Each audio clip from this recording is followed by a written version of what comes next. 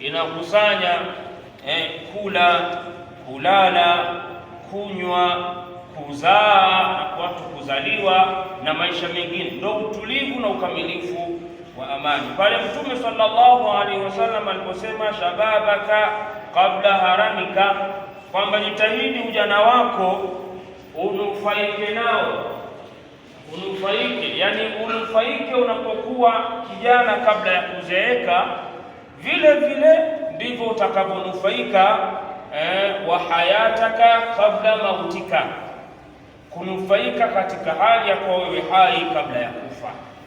Kwa kufa ni maisha yanayobadilika kutoka kwenye maisha ya kawaida. Kule huendi tena kutumia nguvu kulima, lakini kile ulichokilima na kukipanda na kukivuna kwenye maisha haya hai ndicho unachokwenda kukitumia kule kwenye maisha ya akhera, japo tu kule kuna ziada ya kuzidishiwa kulingana na mema unayoyafanya.